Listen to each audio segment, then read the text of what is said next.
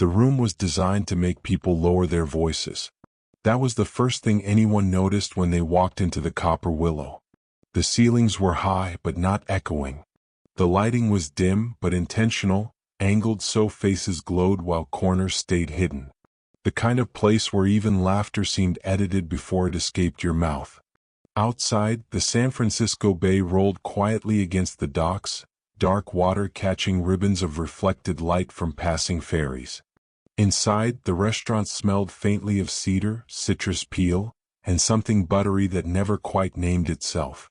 Servers moved like they had rehearsed the space, each step measured, each turn economical. Near the window sat a long oak table polished to a mirror sheen.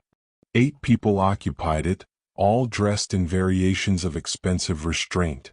Jackets without wrinkles, shoes without scuffs, watches that didn't announce themselves but expected to be recognized. At the head of the table sat Richard Halden. He didn't take up more space than anyone else, but the room seemed to arrange itself around him anyway. 52 years old, silver threading his hair at the temples, posture still upright in the way of men who believed their best decisions were ahead of them. He spoke calmly, rarely loudly, and when he paused, people leaned in without realizing they were doing it. The others followed his rhythm. Glasses lifted when his did. Laughter arrived half a beat after his smile. Even disagreement, when it happened, arrived softened, padded with respect. This was not a table where anyone raised their voice. It was where futures were nudged with a sentence. Where careers drifted or docked based on a look.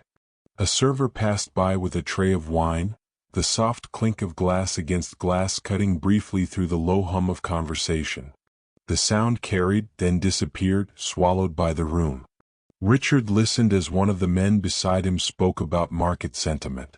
Another mentioned regulatory pressure. The words flowed easily, comfortably. No one here was fighting to be heard. They already assumed they would be. Across from Richard sat his wife, Eleanor, elegant and composed, her smile polite but watchful. She had learned long ago when to participate and when to simply observe. Her gaze moved across the table, cataloging reactions, sensing the subtle shifts others missed. This dinner wasn't celebratory. It wasn't urgent either. It was exploratory. These were the dinners where nothing was decided outright, but everything was quietly tested. Opinions were floated. Confidence was measured. People were weighed even when they thought they were just talking. The menus had been cleared, replaced by plates arranged with careful asymmetry. Conversation drifted from logistics to technology, from risk to opportunity. Someone made a mild joke about the volatility of the markets. It earned polite laughter, then faded. Richard reached for his water glass and paused, listening. You like this moment? The stretch of calm before something interesting happened. He glanced around the table, noting how comfortable everyone looked. Too comfortable, maybe? Success had a way of dulling curiosity if you weren't careful. A faint sound approached from behind him. Footsteps. Light. Practiced. Someone stopped at his side. Richard looked up. The waitress stood there with a notepad and pen, her posture straight, her expression neutral but alert. Her uniform was crisp. Her hair was pulled back neatly, revealing a thin scar near her temple that caught the light when she shifted. Her name tag read, Lena. Can I refresh anyone's drinks? She asked. Her voice was steady. Not overly cheerful. Not flat. Just professional. Richard nodded slightly, then hesitated. His eyes lingered on her for a moment longer than necessary, not out of attraction, but curiosity. Something about the way she stood, the way she watched the table without appearing to watch at all. He glanced at Daniel, seated a few chairs down, then back at Lena. Actually, Richard said, a small smile forming, maybe you can help us settle something. Lena blinked once. Just once. Sure, she said. What's that? The others looked up, amused. This was a diversion. A harmless one. A way to pass a few minutes before dessert. Richard leaned back in his chair, fingers resting lightly against the table's edge. We're talking about investments, he said. Big picture stuff. Lena nodded politely, pen hovering over her notepad.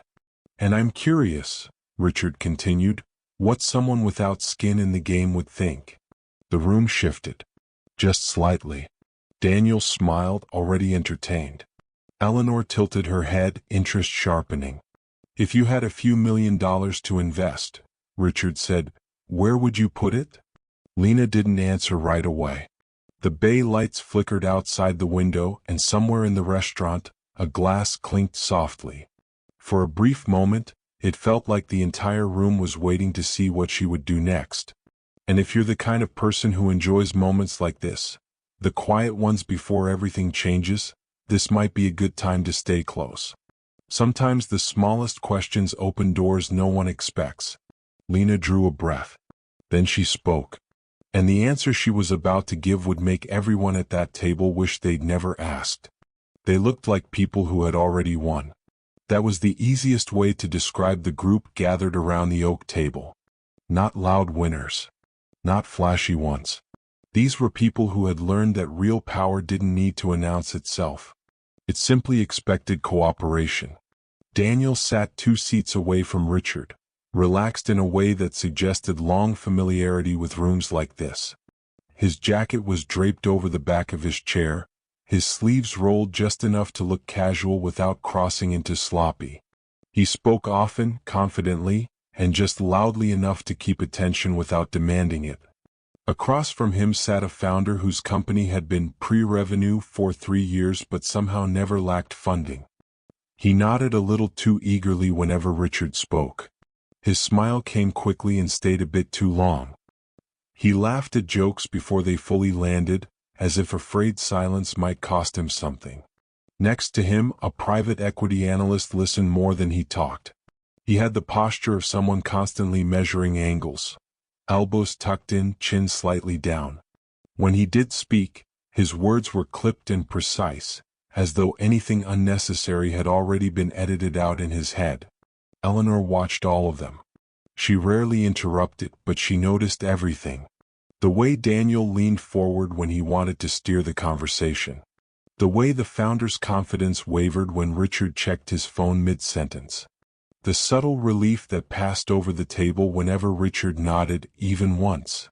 Eleanor had learned early in her marriage that silence could be a kind of authority. She sipped her wine slowly, eyes moving from face to face, cataloging loyalties and insecurities alike. They talked about markets as if markets were weather systems. Unpredictable, unavoidable, something that happened to other people. Losses were framed as lessons. Risks were described with comfortable distance, as though the consequences never landed close to home. Volatility is just opportunity wearing a mask, Daniel said at one point, lifting his glass. A few chuckles followed. Richard smiled but didn't respond. He liked to let others reveal how much they believed their own words. As the conversation drifted, servers moved in and out of the periphery, mostly invisible. Plates were cleared smoothly. Wine was replaced before glasses emptied. The machinery of service worked quietly, efficiently, unnoticed. Except by Lena.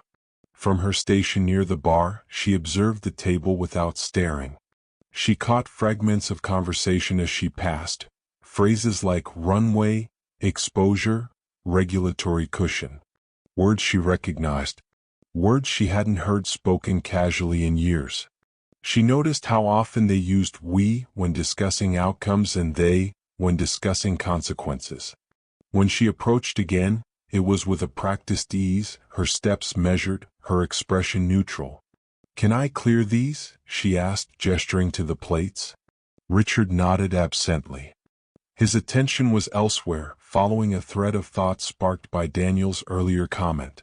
As Lena reached across the table, she felt the weight of their presence.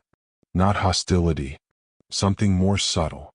A quiet assumption that she was part of the environment, not the conversation. She collected plates carefully, stacking them just right so they wouldn't clatter. The sounds mattered here. Everything mattered here. Daniel leaned back and stretched. "You know," he said, glancing around, "I sometimes wonder how much of this is just us convincing each other we're still early." Richard finally spoke. Early is relative. That's one way to put it, the analyst said. Eleanor smiled faintly. Another is denial. A ripple of laughter followed. Even Richard chuckled. Lena returned with fresh glasses, setting one near Richard's hand. As she did, she caught his eye briefly. Not challenging, just attentive. Richard noticed. He couldn't have said why exactly. There was nothing outwardly unusual about her. But something in the way she listened made him feel like he was being evaluated rather than served. He glanced at Daniel, then back at Lena. Out of curiosity, he said, tone light, almost playful, how long have you worked here? Lena paused, then answered, about a year. And before that? Her pen hovered over the notepad again. Various places. Daniel grinned. That's one way to say it. Lena offered a polite smile but said nothing more. The founder across the table smirked, already losing interest. To him the exchange was trivial. A momentary distraction. But Richard felt something else stirring, an old instinct. The one that told him when a room wasn't giving him the full story. Do you like it here? Eleanor asked suddenly. Lena turned to her. It pays the bills. Honest. Unembellished. Eleanor raised an eyebrow. That's not a no. Lena smiled slightly. It's not a yes either. That earned a few laughs. Even Daniel looked impressed. Richard leaned back, studying her now with open curiosity. You don't sound like someone who planned to end up waiting tables. The air shifted. Lena met his gaze. Just for a second longer than necessary. Plans change, she said. The table went quiet again. Not awkward. Anticipatory. Richard felt it. That subtle tightening in his chest. The sense that something unscripted was hovering just out of reach. He tapped his fingers lightly against the table. Tell me, he said, voice calm, what would you do if you were sitting on the other side of this table? Lena didn't answer right away. She looked down at her notepad, then back up at him. And in that pause, the power in the room began, ever so slightly, to shift. Lena learned early how to move without being noticed. It wasn't something anyone taught her outright. It was a skill shaped by years of watching how rooms reacted to her presence. How some people stiffened. How others spoke louder, as if volume could establish distance. How eyes slid past her, then back again, reassessing. At the Copper Willow, invisibility was part of the job.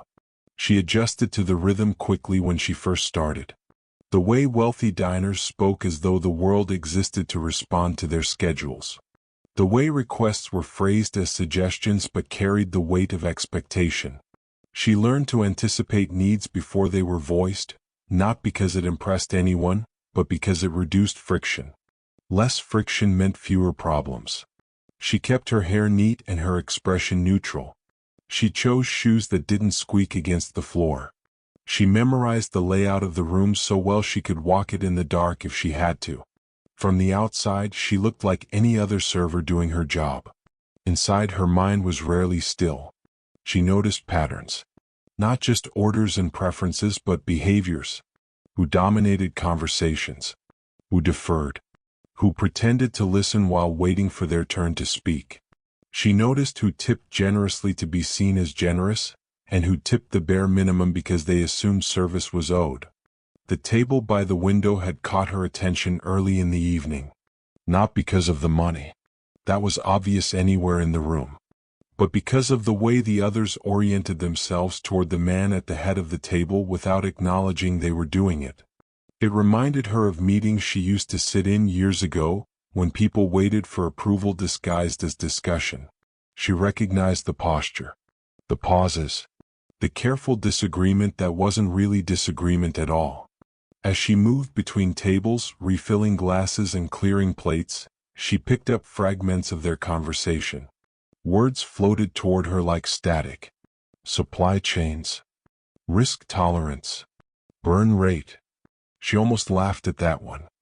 Her hand tightened briefly around the stem of a wine glass before she steadied it. Muscle memory kicked in. Don't react. Don't reveal. She delivered dishes smoothly, the smell of roasted meat and citrus butter rising as plates touched the table. She stepped back just enough to avoid intruding, just close enough to hear. When Richard asked her how long she'd worked there, she answered without hesitation. A year. Long enough to understand the rules. Not long enough to feel stuck. When Eleanor asked if she liked it, Lena told the truth. It paid the bills. That was all it needed to do. But when Richard asked what she'd do if she were sitting on the other side of the table, something inside her shifted. She felt it physically. A tightening in her chest. A subtle heat behind her eyes. This was the moment where things could tilt in one direction or another. She thought of her mornings. The early alarm. Packing lunches while half awake. The quiet drive through traffic, rehearsing calm before the day demanded it. She thought of the resumes she'd sent out, carefully rewritten to soften her experience, to make it less threatening, less inconvenient. She thought of the meetings she used to attend. The fluorescent lighting. The spreadsheets. The feeling of being heard then ignored. Plans changed, she had said. That was the polite version. The real version was heavier. The real version involved nights staring at the ceiling, replaying conversations where she had spoken up too much. Or not enough. Wondering which version of herself might have survived better. She looked at Richard now, really looked at him. The calm confidence. The assumption that questions were safe, that curiosity came without consequences. She could answer lightly. Say something vague. Deflect. The table would laugh. The moment would pass. She would return to her routine, to safe invisibility. She knew how to do that. But something about the way he asked, casual, curious, unguarded, made her pause. You want an honest answer? She asked. Daniel chuckled. We can handle it. Lena didn't look at him. Her eyes stayed on Richard. Honest, Richard said. She nodded slowly. If I were sitting on the other side of this table, I'd be asking different questions. Eleanor leaned forward slightly. Like what? Lena chose her words carefully. Not because she was afraid of them, but because she understood their weight. I'd be asking who pays the price when the assumptions are wrong, she said. And whether anyone in the room ever has to see that part up close. The founder frowned. That's a bit abstract. It's not, Lena said. It just sounds that way when you're far from it. The table quieted. Richard's expression changed. The curiosity sharpened. The amusement faded. What makes you think we don't see it? He asked. Lena felt the old instinct rise, the one that warned her to step back, to soften, to survive. She ignored it. Because people who see it, she said, don't talk about risk like it's theoretical. No one laughed this time. Lena realized a moment too late that she had crossed a line that couldn't be uncrossed.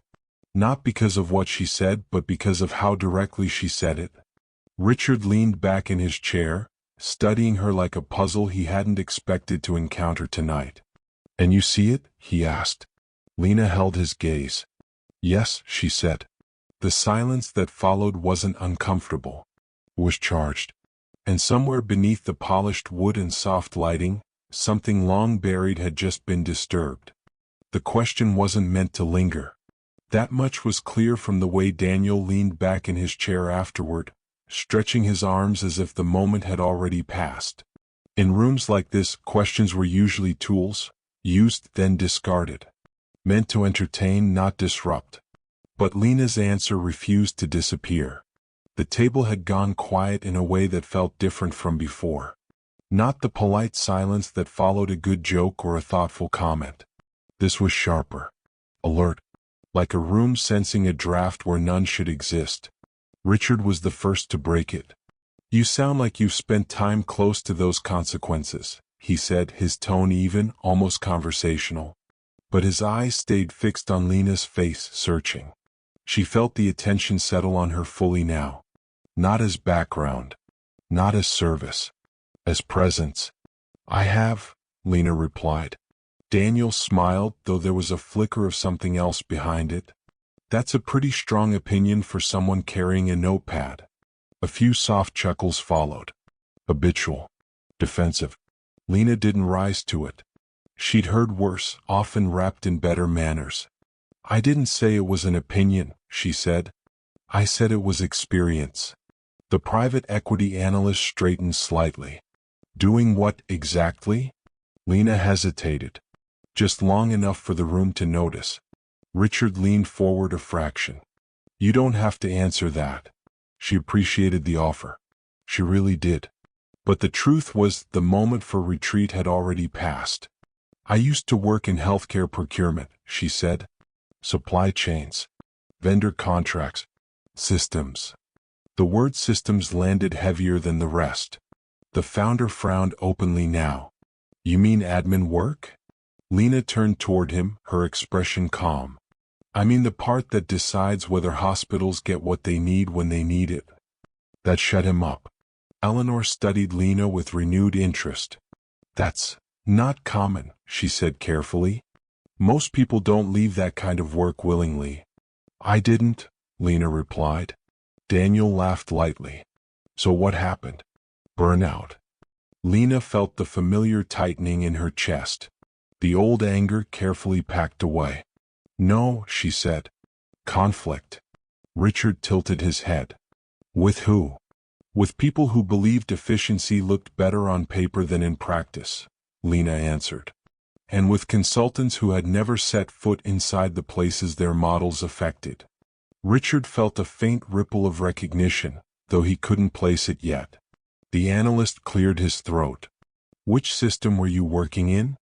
Lena answered without thinking this time. Baycrest Health Group. The reaction was immediate. The analyst's face changed.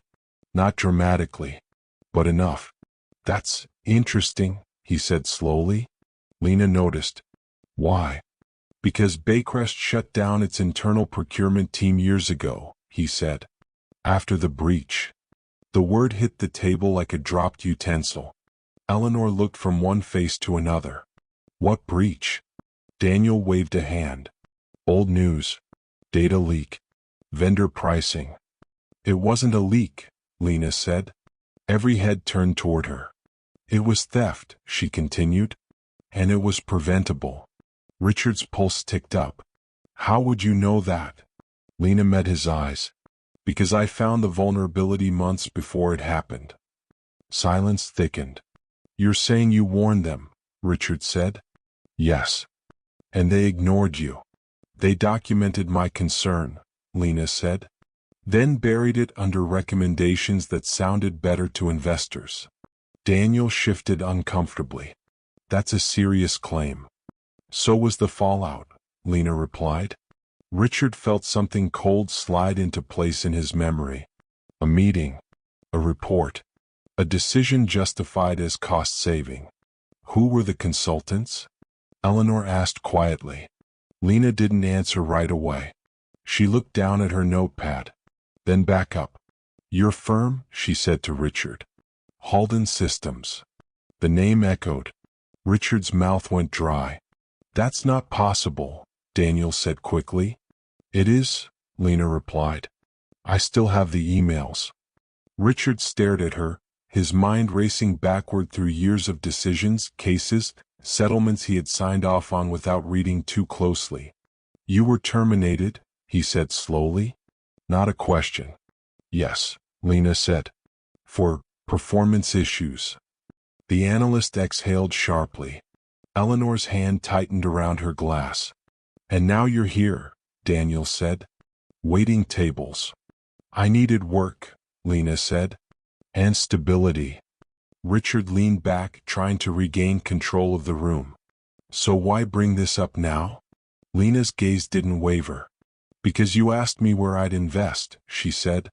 And I wouldn't invest in companies that punish the people who try to prevent failure.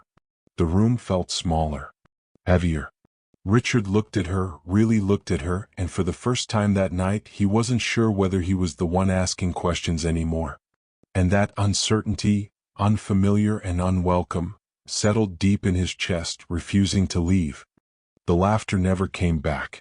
It was as if someone had reached up and dimmed the room a few degrees, not the lights but the ease. The kind of ease that money buys when everyone agrees not to look too closely at where it came from.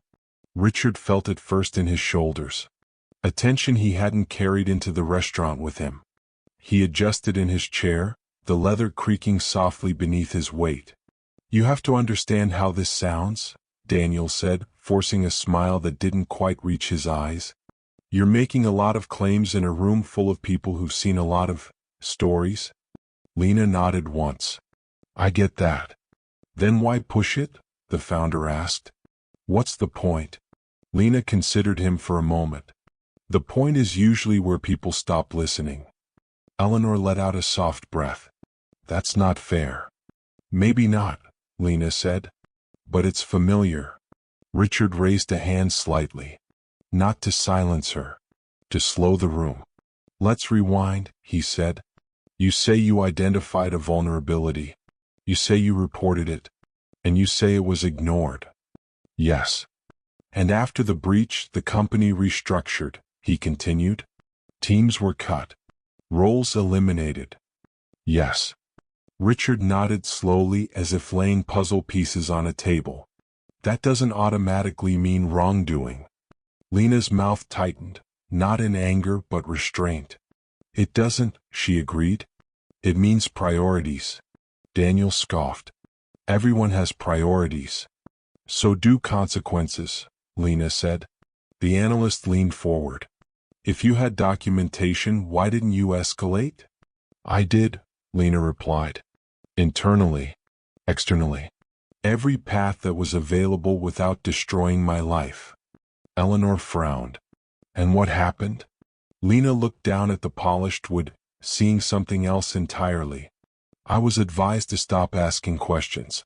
Then reassigned. Then reviewed. Then terminated." Richard felt a flicker of discomfort. The sequence sounded familiar. Too familiar. "Did you file a complaint?" Daniel asked. "Yes." And I was offered a settlement that would barely cover my student loans," Lena said. "With conditions." Richard exhaled slowly. "An NDA?" "Yes." "So why are you talking now?" Daniel pressed. "You're opening yourself up to—" "I'm not naming details," Lena said calmly. "I'm answering a hypothetical question. About investing." The room stilled again. Richard studied her, trying to determine where this was going. He prided himself on reading people. On knowing when someone was bluffing, when they were angling for leverage. But Lena wasn't pushing forward. She wasn't demanding anything. She was simply standing there, stating facts, letting them exist in the open. "That's a dangerous way to live," Daniel muttered. Lena smiled faintly. "It can be." The founder glanced at Richard. "Are we really doing this? At dinner?" Richard didn't answer right away. Instead, he looked at Lena and asked, "What did you do after you left Baycrest?" She hesitated. This time the hesitation wasn't strategic. It was human. "I looked for work," she said. "In my field. Adjacent fields. Anywhere my experience made sense." "And?" Eleanor asked gently. "And doors closed," Lena replied. Quietly. Politely. Richard felt a tightening in his chest he couldn't quite explain. "You're saying you were blacklisted," Daniel said. "I'm saying my calls stopped getting returned," Lena said. "My interviews stopped getting scheduled. And my resume stopped being impressive." "That's a stretch," the founder said. "People pivot all the time." "People without complications," Lena replied. Richard leaned forward now, elbows on the table. "Why this restaurant?" Lena met his gaze. "Because it was hiring. And because it was close to my son's school." The word landed softly. But it landed. "Your son?" Eleanor asked. "Yes." "How old?" Richard asked, his voice quieter than before. 10. Something in Richard's mind shifted. A calculation began uninvited. Daniel laughed awkwardly. "Well, kids change everything." Lena didn't laugh. "They change what you're willing to tolerate," she said. "And what you're willing to stay silent about." Richard swallowed. You never considered reaching out? He asked. To people you used to know? I did, Lena said. They were cautious. Daniel glanced at Richard again, unease creeping in. Look, this is getting personal. Richard nodded. It already is. He looked back at Lena. What's his name? The room seemed to hold its breath. Lena hesitated longer than before. Her fingers tightened around the notepad. Outside, a ferry horn sounded low and distant across the bay. And when she finally spoke, she said a name that would not belong to this moment quietly. Caleb. Richard felt the sound of it echo somewhere deep inside him. Too deep. And suddenly, the conversation was no longer about investments at all. The name didn't just land. It stayed. Richard didn't react right away. Not outwardly. Years of boardrooms and negotiations had trained him well. His face remained composed, his posture unchanged. But inside, something sharp and unwelcome pressed against old memories he had spent a long time organizing into neat, sealed boxes. Caleb. It wasn't an uncommon name. He told himself that immediately. It could belong to anyone. A coincidence. A passing discomfort. Still his throat felt dry. Caleb, Eleanor repeated softly, testing the sound. That's a good name. Lena nodded once. He likes it. Daniel leaned back, trying to reset the mood. Kids do that. They grow into their names. No one laughed. Richard glanced at Lena again, studying her face with a new intensity. Not suspicion. Something closer to recognition, though he couldn't yet place it. The scar near her temple. The steadiness in her voice. The way she chose words carefully, as if she'd learned the cost of speaking loosely. You said he's 10, Richard said. Yes. Another calculation slid into place. Timing. Years. A stretch of his life he rarely revisited. Eleanor watched him now. She noticed the pause. The subtle shift in his breathing. She'd been married to him long enough to recognize when something had slipped past his control. And his father? She asked. The question was gentle. Too gentle. Lena didn't answer immediately. Instead, she glanced toward the window where the bay lights shimmered against the glass. For a moment she looked tired. Not physically. Emotionally. Like someone deciding whether to open a door they'd spent years reinforcing. He's not in the picture, Lena said. Daniel exhaled audibly, relief creeping into his posture. Well, that's not unusual. No, Lena agreed. It's not. Richard's fingers curled slightly against the table. By choice? He asked. Lena turned back to him. Her eyes didn't accuse. They didn't plead.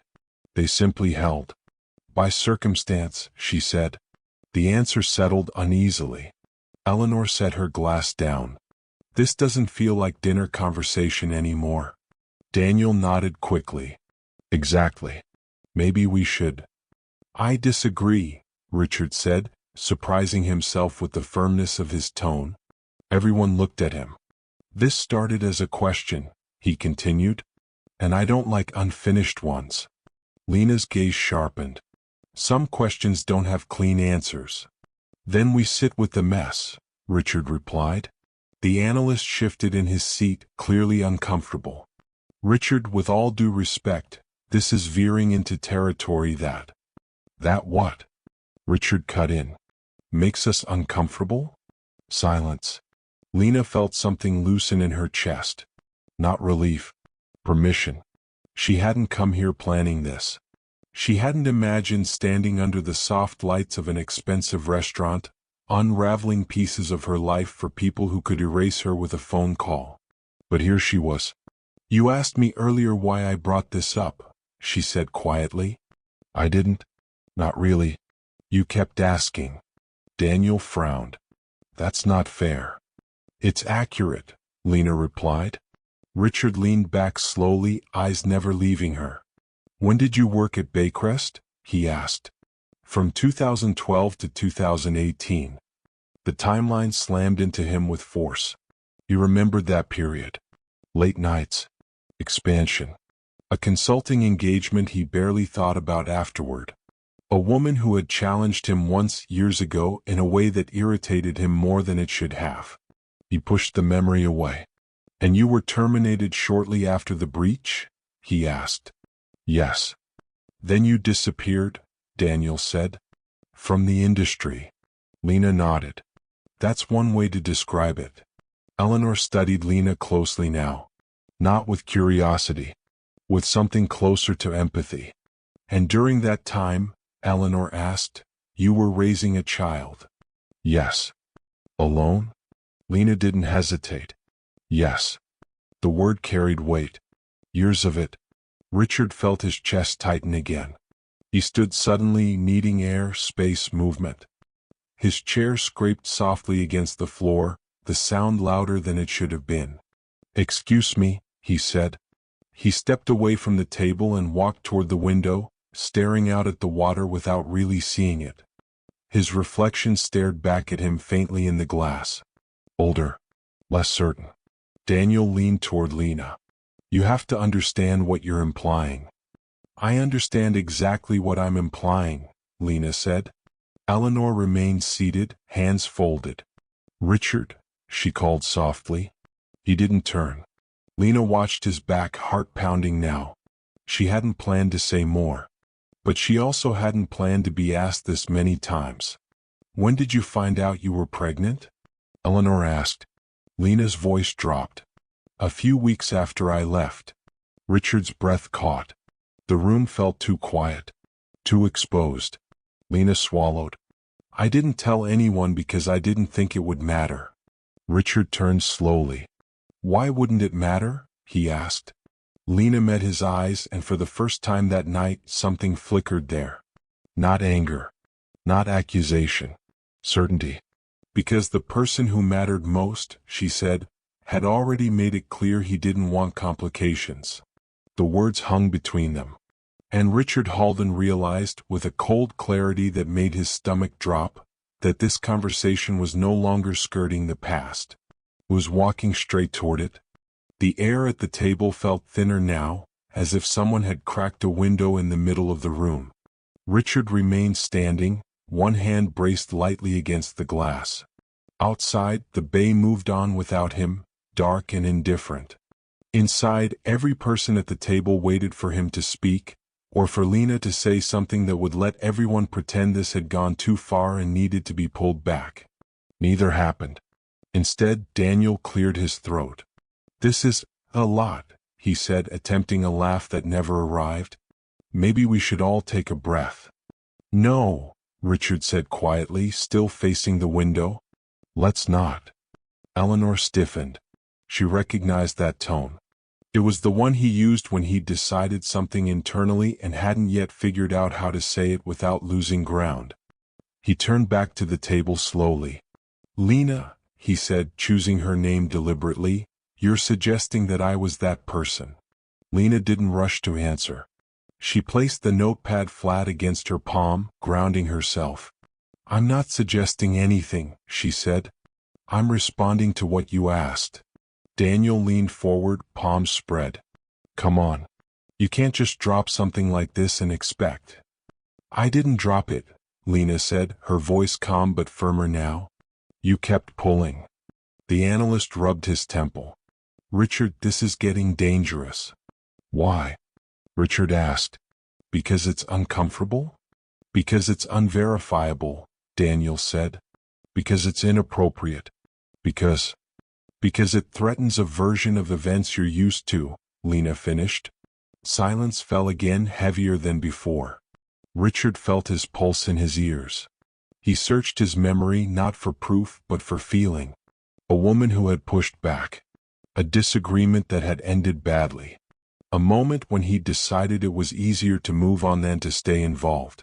"You said you didn't tell anyone," he said slowly. "Why?"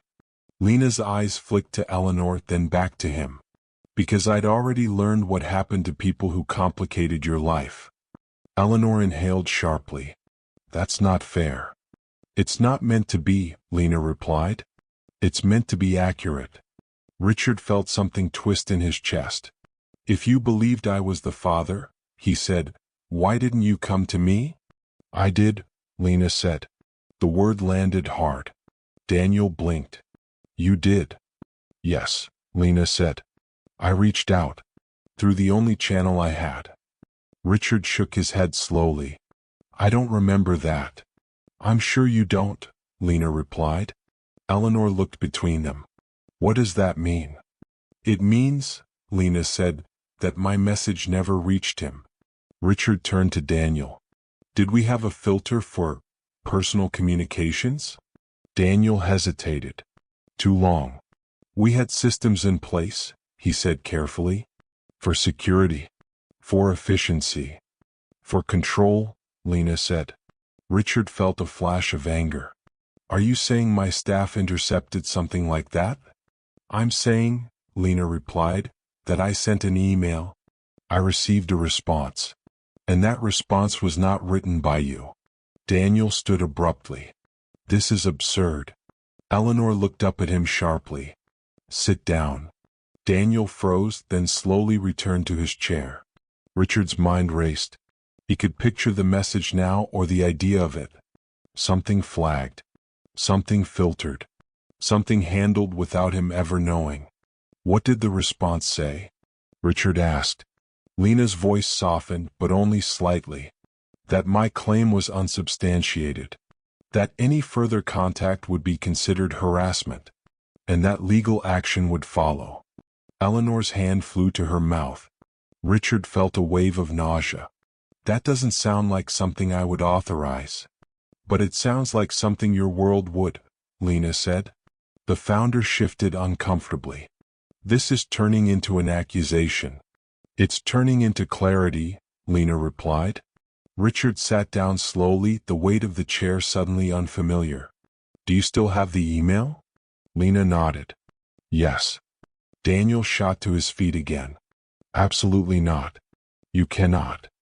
Richard cut him off with a look. Enough. The table went still.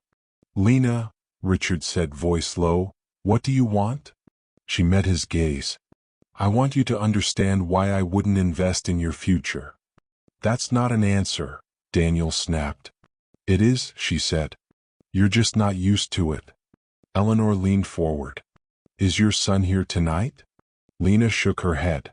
No. Does he know who his father is? Eleanor asked. Lena hesitated. This time the pause was heavy with consequence. No, she said. He knows I chose to protect him. Richard felt something crack. From me? He asked. From a version of you, Lena replied, that didn't have room for him. The words cut deeper than any accusation. Outside, a fairy horn sounded again, long and low. Richard stared at Lena, at the woman he had dismissed years ago without realizing the cost. And as the weight of what might be true pressed down on him, he realized there was one question he hadn't yet dared to ask. And one answer he wasn't sure he could survive hearing. Richard didn't speak right away. The room waited. Even the ambient noise of the restaurant seemed to dim, as if the walls themselves were listening. A server passed nearby, slowed instinctively, sensed something off, then moved on. Richard stared at the table, at the faint rings left behind by glasses, at the grain of the wood. He felt exposed in a way that had nothing to do with reputation and everything to do with memory. You said earlier, he began slowly, that you see what breaks. Lena nodded. Explain that, he said. Not as a metaphor. As reality. She shifted her weight slightly, grounding herself. Most systems don't fail all at once, she said. They fail quietly. In small ways. Missed deliveries. Delayed approvals. Corners cut because someone decided the risk was acceptable. Daniel crossed his arms. That's business. That's distance, Lena replied. When you're close enough, you see the human cost attached to every acceptable risk.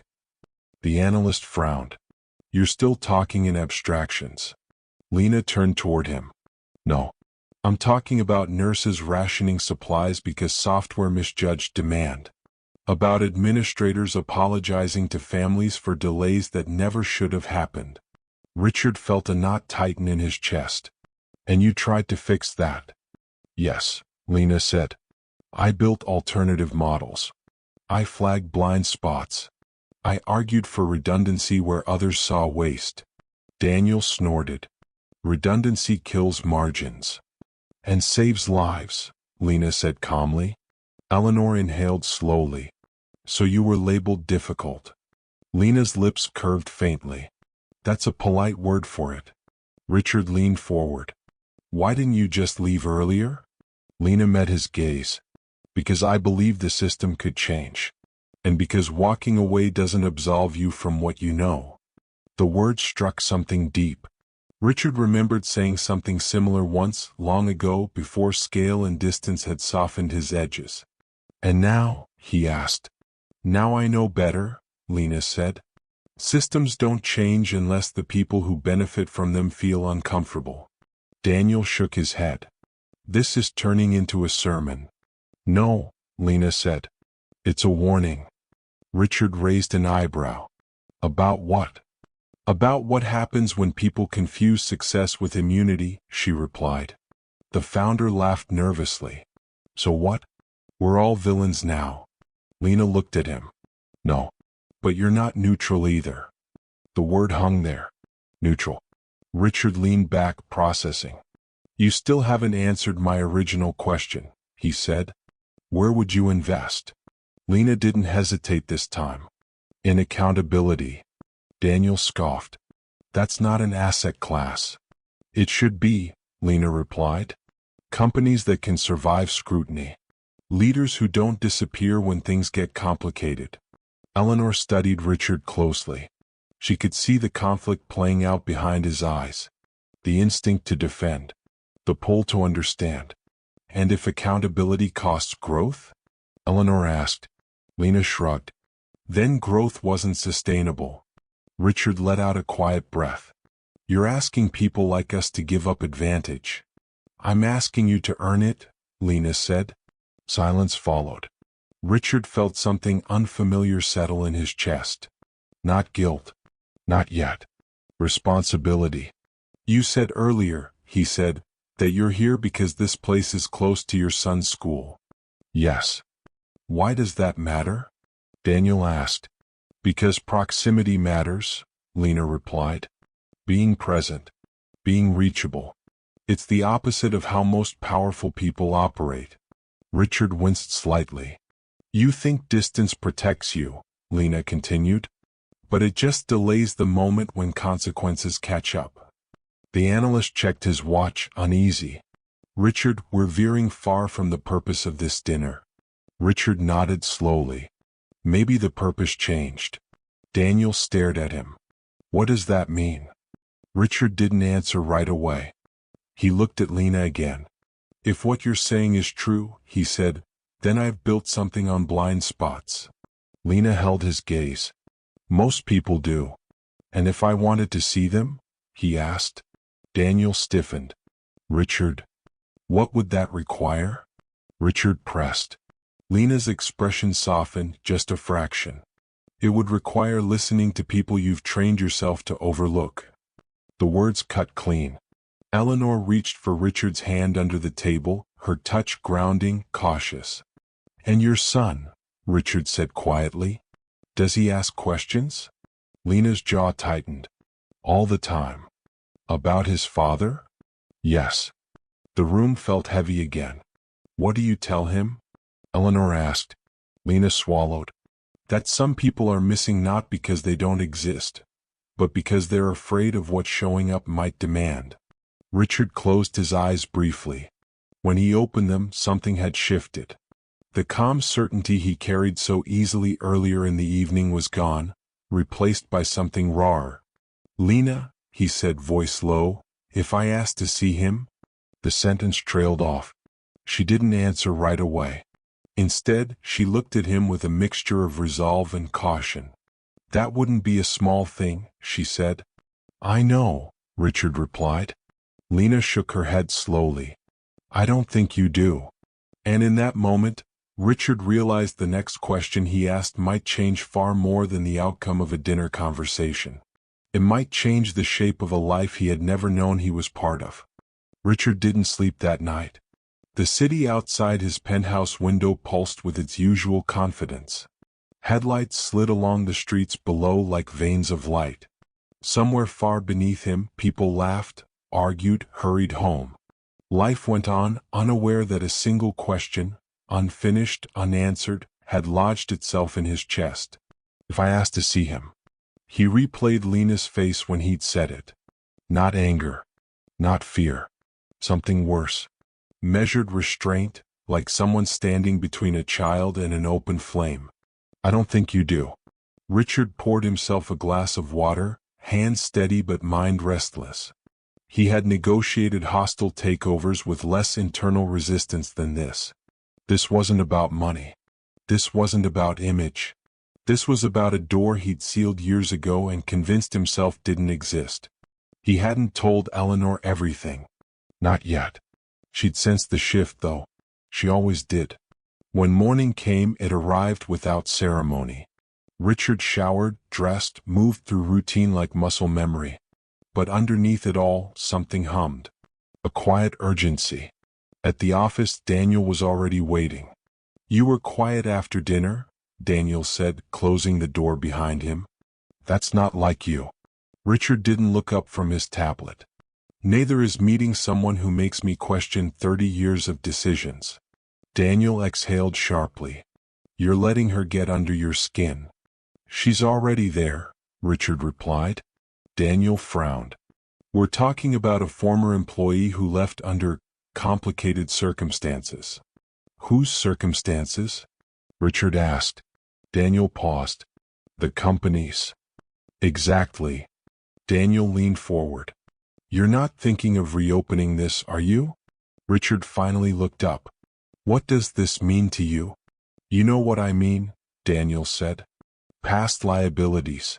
Legal exposure. Personal entanglements. Human consequences, Richard corrected. That's a luxury word, Daniel snapped. We built this company by making hard choices.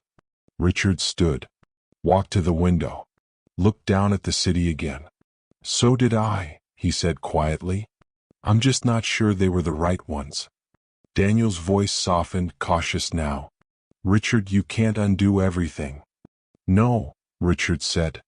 But I can stop pretending it didn't happen. Daniel shook his head. This is a bad idea. Then why does it feel necessary? Daniel had no answer. Later that afternoon, Richard found himself doing something he hadn't done in years. He pulled old files. Not summaries. Originals. Emails. Reports. Notes he'd skimmed once and delegated away. Lena's name appeared more often than he remembered. Flags raised. Risks noted. Projections adjusted. Each time followed by the same pattern. Deferred. Reframed. Overruled. Approved by R. Hale. The weight of it settled slowly, like dust in a room no one had entered in too long. By evening, Eleanor called. You're still at the office, she said. Not a question. Yes. Pause. Do you want to talk? Richard closed his eyes. I don't know how yet. Then start somewhere, she said gently. He hesitated. She has a son. I know, Eleanor replied. He asks questions. Another pause. Longer this time. Do you know what you're hoping for? Eleanor asked. Richard considered it. The truth surprised him. Clarity. Eleanor sighed softly. Clarity can hurt. I think ignorance hurts more. That night, Richard drafted an email. He deleted it. Drafted another. Too formal. Too apologetic. Too late. Finally, he wrote something simple. Can we talk again? Not about business. He stared at it for a long time before hitting send. The reply came the next morning. One sentence. We can talk. But you need to understand the rules have changed. They met in daylight this time. Not at the restaurant.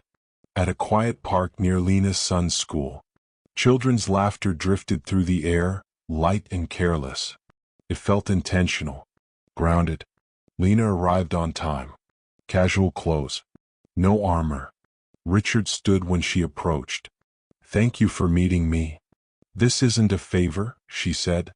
It's a boundary. He nodded. I'm listening. They sat on a bench. For a moment, neither spoke. A boy ran past chasing a ball. Richard followed him with his eyes, heart thudding for reasons he didn't fully understand. You asked about seeing him, Lena said finally. Yes. She turned to face him fully. Before we even discuss that, you need to answer something. Anything. Why now? The question landed hard. Richard searched for a strategic answer. Found none. Because pretending I didn't know feels worse than knowing I failed. Lena studied him. And if knowing means you don't get what you want? I don't know what I want, Richard admitted. I just know I can't unsee what I've started to see. Lena looked toward the school entrance. Her shoulders tensed slightly. He'll be out soon, she said. Richard's breath caught. You mean? I didn't say you'd meet him, she interrupted. I said we'd talk. He nodded quickly. Of course. But his eyes followed her gaze anyway. A bell rang in the distance. Doors opened. Children spilled out. Richard felt his pulse quicken as he scanned the crowd, every small figure suddenly charged with meaning. Lena stood. Remember, she said quietly, showing up isn't the same as being ready. Richard rose too, heart pounding. And then he saw a boy with dark hair and familiar eyes step into the sunlight, and everything inside him went still. Richard didn't move. The world around him kept its rhythm. Parents calling names. Backpacks thumping against small shoulders. A crossing guard lifting her sign. But Richard stood rooted, staring at the boy who had stopped just short of the curb and turned back to laugh at something a classmate said. Dark hair. Narrow jaw. That same crease at the corner of the left eye when he smiled. It wasn't certainty that struck Richard first. It was recognition. The kind that bypassed logic and went straight for the chest. Lena noticed. Of course she did. Her posture shifted, subtle but immediate. One foot angled slightly toward the boy. A protective instinct so natural it looked unconscious. Don't, she said quietly. Richard swallowed. I wasn't going to. You were thinking it, she replied. He didn't deny it. The boy jogged over, stopping beside Lena. Hey, he said breathless. Miss Carter kept us late again. Because you were talking, Lena said, though there was warmth in her voice. He grinned. Only a little. Then his eyes flicked to Richard. Curious. Open. Unafraid. Who's that? He asked. Lena didn't answer right away. She looked at Richard, not asking permission but issuing a warning. This is someone I used to work with, she said finally. His name is Richard. The boy nodded politely. Hi. Hi, Richard replied, surprised at how steady his voice sounded. Up close, the resemblance was impossible to ignore. Not just features, mannerisms. The way the boy shifted his weight. The way his gaze lingered, assessing but kind. What do you do? The boy asked. Lena tensed. Richard answered carefully. I run a company. Oh, the boy said. Like a boss? Richard almost laughed. Almost. Something like that. The boy considered this, then shrugged. My mom's my boss. Lena let out a breath she hadn't realized she was holding. Come on, she said. We're going to be late. As they walked toward the parking lot, Richard stayed back. He didn't try to keep pace. Didn't push. Every instinct told him to step forward. Every lesson he'd learned about power told him to stay where he was. At the car, Lena opened the door for her son. I'll see you at home, she said. He climbed in, pausing with one foot still outside. Bye, Richard. Bye, Richard said. The door closed. The engine started. The car pulled away. Only then did Richard let himself breathe. That, Lena said once the car was gone, was more than I planned. I know, Richard said quietly. She turned to face him. Do you? Yes. She studied him for a long moment. Good. Because this isn't a story where you get to rush the ending. I don't want to rush, Richard said. I want to understand. Understanding doesn't entitle you to access, she replied. I'm not asking for entitlement. What are you asking for then? Richard hesitated. This time he didn't look for the safest answer. He looked for the honest one. A chance to not be the worst version of myself. Lena's expression didn't soften, but something shifted, like a door unlatching just a fraction. That version already existed, she said. You just didn't see it. I see it now. Seeing isn't the same as repairing, she said. I know. They walked in silence for a few steps. Why didn't you tell me back then? Richard asked carefully. Lena stopped. Because I didn't need you, she said. I needed stability. And you were unpredictable. That's fair, he said. You signed off on decisions that changed my life, she continued, without ever looking me in the eye. I didn't know. You didn't ask, she corrected. The words stung more than accusation. She turned away then paused. There's something you should understand, she said. My son doesn't know anything. Not about you. Not about the company. Not about what could have been. Richard nodded. I won't disrupt that. Good, she said. Because if this becomes about you easing your conscience at his expense, we're done. I won't let that happen. Lena looked at him sharply. Be careful making promises you don't yet understand. That night, Richard sat alone in his penthouse, the city quieter than usual. He replayed the boy's voice, his questions, his smile. On the kitchen counter lay an envelope Daniel had dropped off earlier. Old personnel records. A note attached. You should see this. Richard opened the file. Inside was a document he had never been shown. A recommendation. Written years ago. Flagged then buried. Subject, potential conflict of interest. Immediate disclosure advised. Signed by Lena. Dated 2 months before the boy was born. Richard sank into a chair, heart pounding as a new, far more unsettling question took shape. What else had been hidden from him, and by whom? Richard read the document twice. Then a third time, slower. The language was restrained. Professional. Almost cautious to a fault. But beneath it, he could feel the urgency Lena must have felt when she wrote it. She hadn't accused anyone. She hadn't demanded anything. She had simply asked for disclosure. Transparency. A conversation. The kind of conversation that never happened. He checked the routing history. The document had been received by legal, then compliance, then redirected to executive review. Except there was a problem. He had never seen it. Richard leaned back, the leather chair creaking under his weight. For the first time since the restaurant, the unease sharpened into something colder. This wasn't just about neglect. This was about interference. He picked up his phone and called Daniel. Daniel answered on the second ring. You get the file? Yes, Richard said. Why wasn't this shown to me? Pause. Too long to be casual. Richard, Daniel said carefully, that was years ago. That's not an answer. Daniel exhaled.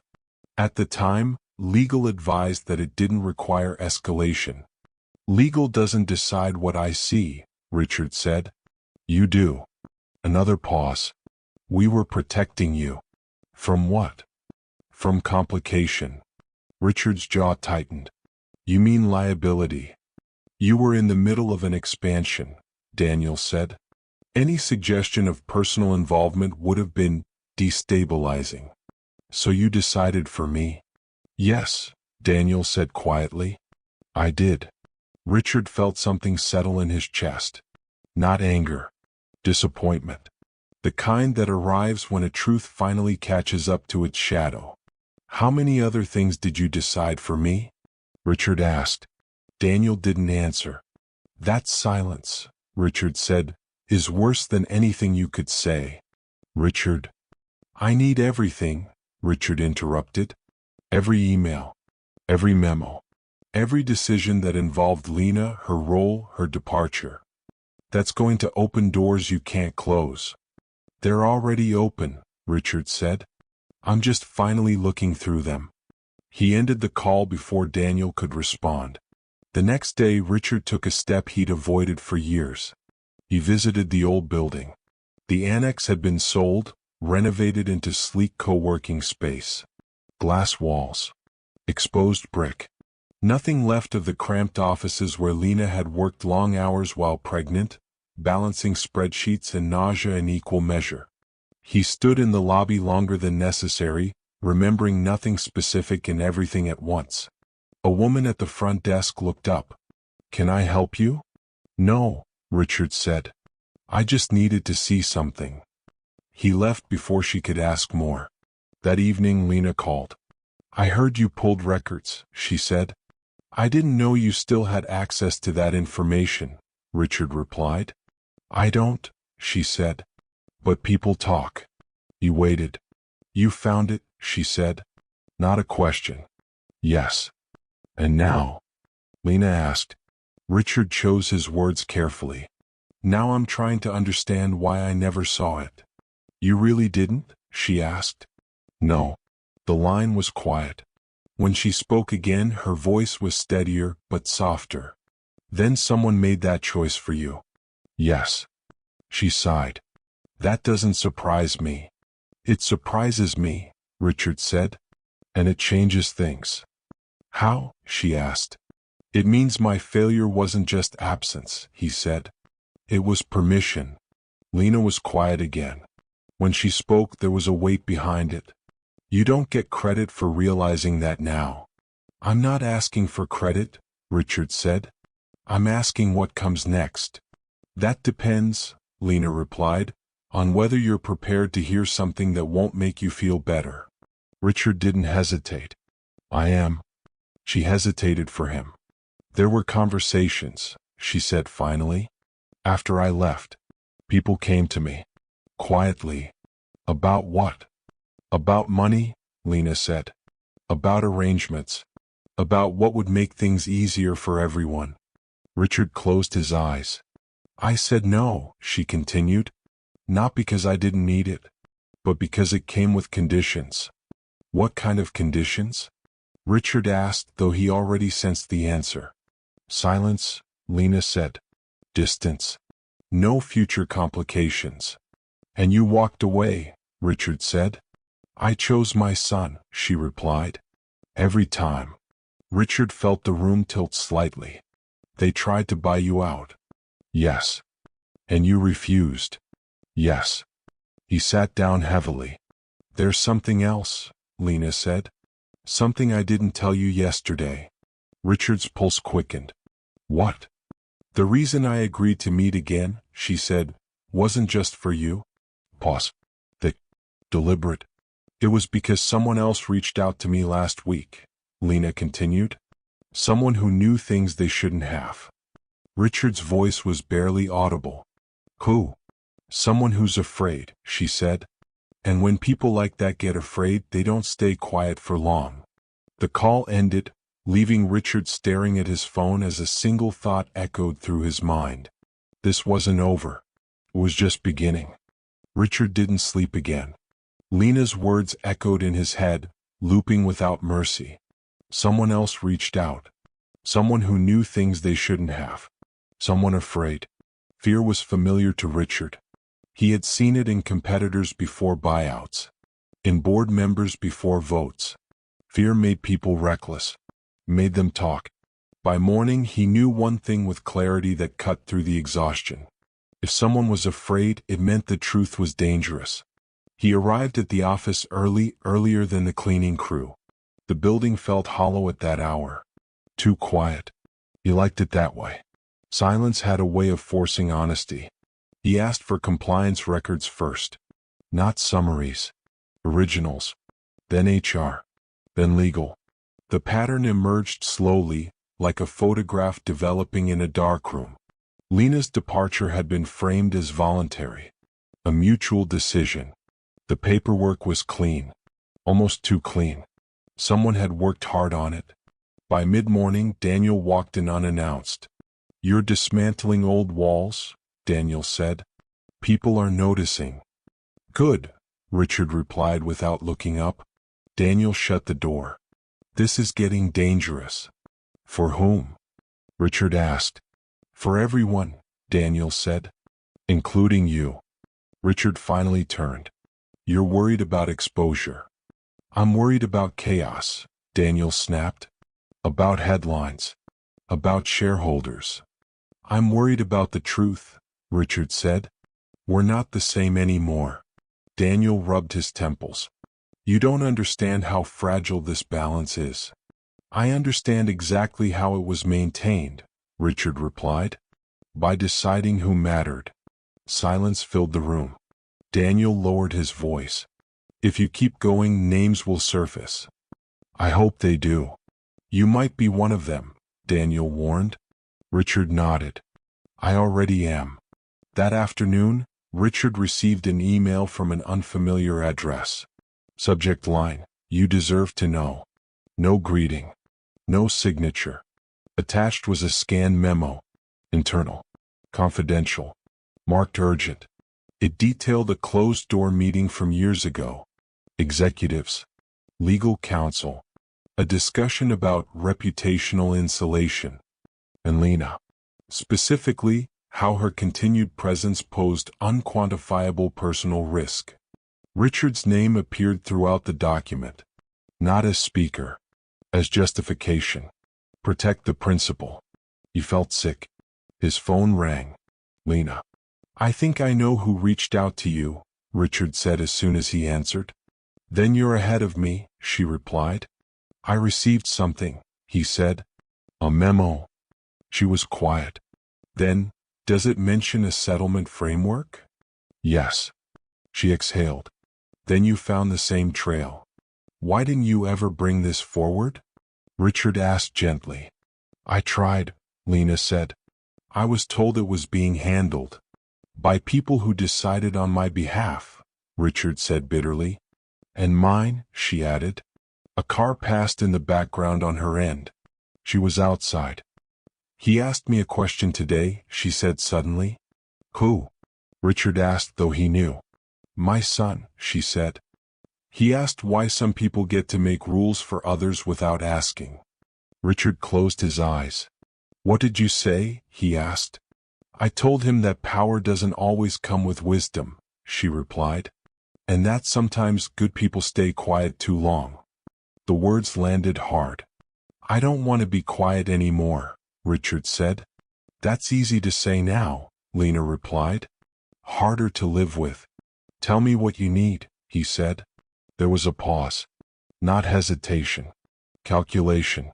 I need you to understand this isn't about money, Lena said. Or apology. Or access. I know. If this comes out, she continued, it will cost you. Not just financially.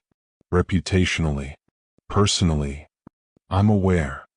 And if you stop halfway, she said, it will cost me more. Richard didn't answer immediately. He pictured the boy at the school gate. The easy smile. The unburdened curiosity. I won't stop, he said. Another pause. Longer this time. There's a meeting, Lena said. Tomorrow evening. Not official. People who were involved back then. They think they're controlling the narrative. How do you know? Richard asked. Because they invited me, she said. Under the assumption that I still don't know what I know. Richard's pulse quickened. And do they know I'm involved? No, Lena said.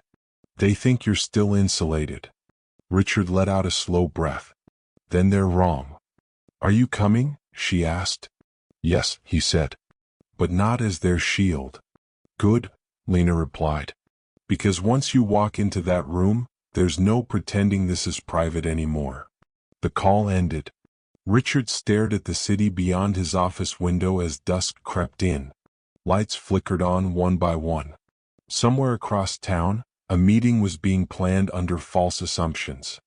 He straightened his jacket, already feeling the weight of what was coming. For the first time, the silence wasn't empty. It was waiting. The room was smaller than Richard expected. Not a boardroom. Not a conference hall. Just a private dining space tucked behind a members-only club downtown. Soft lighting. Heavy curtains. A place designed for conversations that weren't meant to travel far. Richard arrived early. On purpose. He chose a seat near the wall, back straight, hands folded loosely in front of him. No phone. No notes. Just presence. The kind that made people uneasy when they weren't sure why. Lena arrived 5 minutes later. She didn't look surprised to see him. That told him everything he needed to know about how carefully this had been orchestrated. "You ready?" she asked quietly as she took the seat beside him. "As I'll ever be," Richard replied. She studied his face for a moment. "Remember," she said, "they're not expecting honesty. They're expecting control. Then they're about to be disappointed." The door opened. 3 people entered. Richard recognized them instantly. Former general counsel, a senior operations executive, and a man from compliance who had retired quietly not long after Lena left. The last one froze when he saw Richard. "Richard," the former counsel said, forcing a smile that didn't reach her eyes. "This is unexpected." "I'm finding that theme recurring," Richard replied calmly. They took their seats, the atmosphere shifting as if the air itself had thickened. "We invited Lena," the compliance officer said, "to clear up some misunderstandings." Lena tilted her head slightly. "You invited me to offer closure." The operations executive leaned forward. "We're trying to protect everyone involved." "Everyone?" Richard asked. "Or yourselves?" Pause. The former counsel adjusted her napkin. "Let's not escalate." "That would have been easier years ago," Richard said. The compliance officer cleared his throat. "We made decisions based on risk mitigation." "You made decisions based on convenience," Lena replied. The words landed clean. No anger. No tremor. Richard watched their reactions closely. This wasn't a confrontation yet. It was a test. The operations executive sighed. "Lena, you were vulnerable at the time." She met his gaze. "I was pregnant. Not incompetent." Silence followed. Richard felt something in his chest tighten. He had sat in rooms like this before, watching others be spoken about as problems to solve. He had rarely questioned the language. Until now. "You offered me an arrangement," Lena continued. "One that required my silence." "It was generous," the former counsel said. "It was conditional," Lena replied. "There's a difference." The compliance officer shifted in his chair. "We believed discretion was in everyone's best interest." Richard leaned forward for the first time. "Did you believe that?" he asked. "Or did you believe I would never ask?" The man swallowed. "We believed," he said slowly, "that you didn't want to know." The truth of it hit harder than denial. Richard nodded once. "And you were right. Back then." The operations executive seized on that. "Exactly. This was aligned with leadership priorities." "Was it?" Richard asked. "Or did you just decide it was?" Lena glanced at him. A flicker of something unreadable crossed her face. The former counsel exhaled. "What do you want now?" The question hung in the air. Richard didn't answer immediately. He let the silence stretch. Let them feel it. "I want the truth," he said finally. "Documented. Complete. No more internal narratives." "That could be damaging," the operations executive said. "It already is," Richard replied. "You're just not the ones carrying it." The compliance officer leaned back. "If this goes public, there will be consequences." "There already were," Lena said softly. "I lived with them." Richard turned to her. For a moment the room faded. Then a voice broke the stillness. "There's something you don't know," the former counsel said. Richard looked back. "Then say it." She hesitated. "The decision to isolate Lena didn't originate with us." The words landed like a dropped glass. Richard's pulse quickened. "Who then?" She glanced at the compliance officer. Then at the door. "Someone higher," she said. Someone whose name never appears on paper. Richard's mind raced. You're telling me there's another layer? Yes, she said. And if you keep pulling, it won't just implicate executives. Who will it implicate? Richard asked. She met his eyes. Your family. The room went silent. Lena turned sharply toward him. What does she mean? Richard stood slowly, the weight of the moment pressing down on him from every angle. I think, he said carefully, we just found the second thing they were protecting. And whatever it was, it had just moved from corporate to deeply personal. The word hung in the air long after it was spoken. Family. Richard didn't sit back down. His hands rested on the table, fingers spread slightly, grounding himself. He'd learned long ago that when something hit too close to the center, stillness was safer than reaction. My family isn't part of this, he said. The former counsel didn't look away. That's what you were meant to believe. Lena's gaze moved between them. Sure. Focused. You don't get to throw a word like that into the room and walk away from it, she said. Explain. The compliance officer shifted uncomfortably. This isn't necessary. It is now, Lena replied. The former counsel took a breath. Years ago, when the initial concerns surfaced, there was pressure to ensure the matter stayed contained. From who? Richard asked. She hesitated again. Too long. Richard's voice hardened. Say the name. She looked down at the table. Your father. The room seemed to tilt. Richard felt the impact not as shock but as something colder. Something that rearranged memory. My father retired before Lena left, Richard said. Yes, the former counsel replied. But he didn't stop advising. Lena frowned. Advising on what? On you, the operations executive said quietly. On perception. On legacy. Richard let out a slow breath. Images surfaced uninvited. His father's voice. Measured. Come. Always 3 steps ahead. Protect the structure. People come and go. What did he advise? Richard asked. That personal entanglements, the former counsel said, especially ones that could be misinterpreted, posed a long-term risk. Lena's jaw tightened. So you treated me like a liability. You were seen as one, the compliance officer admitted. Richard's chest tightened. Seen by whom? By someone who believed he was protecting you, the former counsel said. Protecting you. Richard almost laughed. Almost. My father never spoke to me about this, Richard said. That was the point, she replied. Silence followed. Not empty. Heavy. Lena stood. I need air. Richard rose with her, but she held up a hand. Not now. She walked toward the door, paused, then turned back. You knew, she said to the room. All of you.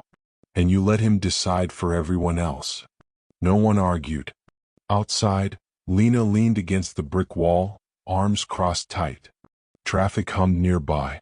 Ordinary life, continuing without regard for the fracture that had just opened. I didn't know, Richard said when he joined her.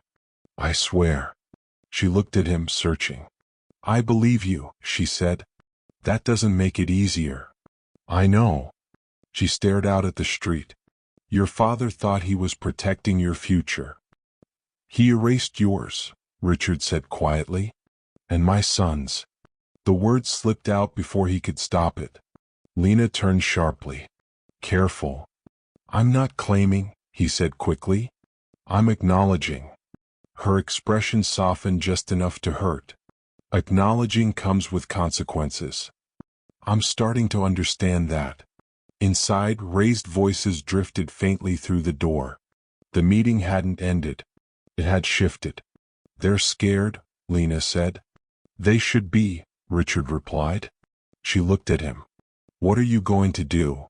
He didn't answer immediately. He thought of his father's study. The shelves. The certainty. The belief that control equaled care. I'm going to confront him, Richard said. Lena inhaled slowly. That won't be clean. It never is. She nodded once. Then understand this, she said. Whatever happens next, I won't be used as leverage again. You won't be, Richard promised. She met his eyes. Not a promise, a condition. He nodded. Understood. Back inside, the former counsel stood when they re-entered. We should adjourn. No, Richard said. We should document. They stared at him. Everything, he continued. Names, dates, influence, including my father's. That could destroy him, the operations executive said. Richard's voice was steady. He made his choices. As the room erupted into protest, Richard felt something unfamiliar settle into place. Resolve. Later that night, alone in his penthouse, Richard stood before an old photograph on his desk. Him and his father. Younger. Smiling. Confident. He picked up his phone and typed a message he'd never imagined sending. We need to talk. About decisions you made for me. The reply came faster than expected. I was wondering when you'd figure it out. Richard stared at the screen, heart pounding. Whatever truth he thought he was chasing, it was closer now. And far more personal than he'd ever prepared for. Richard drove himself. No driver. No calls. No music. Just the quiet hum of the road stretching toward the house he'd grown up in, the one that still smelled faintly of old books and polished wood, at least in his memory. His father's place sat back from the street, modest by comparison to Richard's own penthouse. Tasteful. Controlled. A house built to signal restraint rather than excess. The porch light was already on. Of course it was. Richard parked, sat for a moment, and let the weight of it settle. This wasn't a confrontation between rivals. This was a reckoning between two men who shared a last name and very different definitions of responsibility. The door opened before he knocked. His father stood there, older than Richard remembered. Thinner. But his eyes were sharp, calculating in the same familiar way. You came alone, his father said.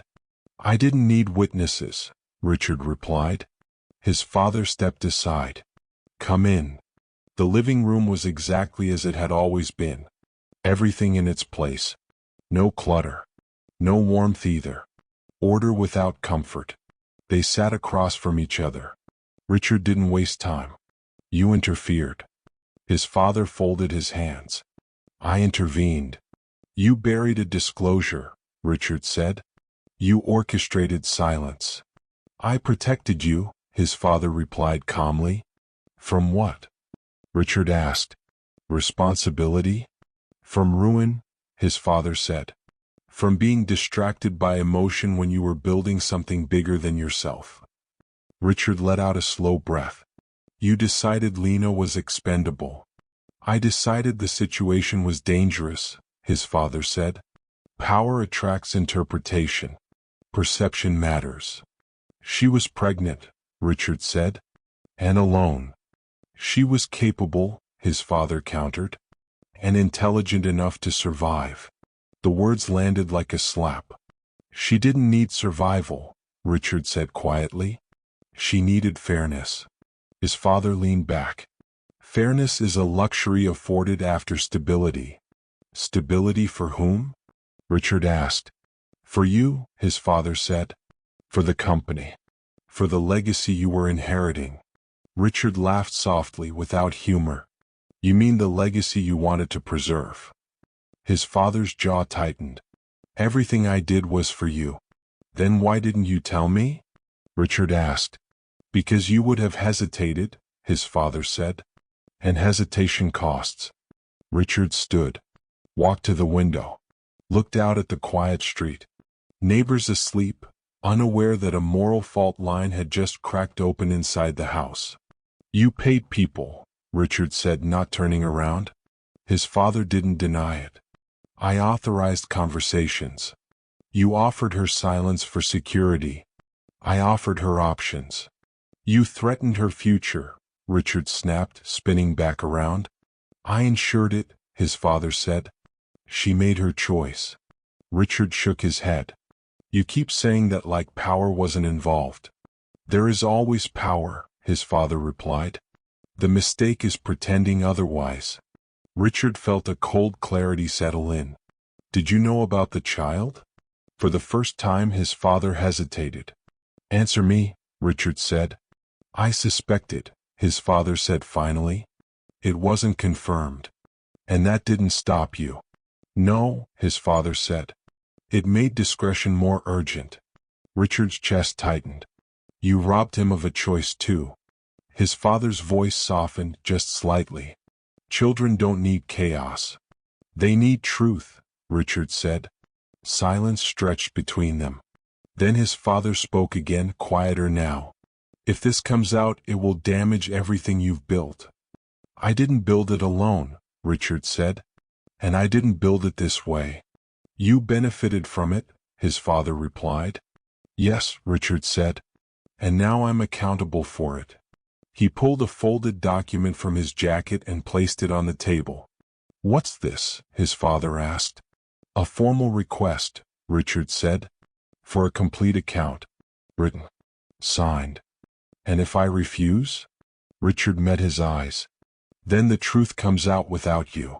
His father studied him for a long moment. The son he'd shaped. The man he'd underestimated. You're choosing her, his father said. I'm choosing responsibility, Richard replied. That will cost you, his father warned. I've already paid, Richard said. I just didn't know it until now. He turned toward the door. Richard, his father called. He stopped. There are things you still don't know, his father said. Decisions that went further than you think. Richard didn't turn back. Then write them down. He left the house with his heart pounding, the night air sharp against his skin. As he reached his car, his phone buzzed. A message from Lena. We need to talk. Tonight. It's about my son. Someone approached him. Richard froze, every muscle tightening at once. The past had finally stopped staying in the past. And it was moving faster than he was ready for. Richard drove too fast. He knew it, felt it, didn't slow down. Streetlights blurred past as Lena's message replayed in his mind, each word tightening the knot in his chest.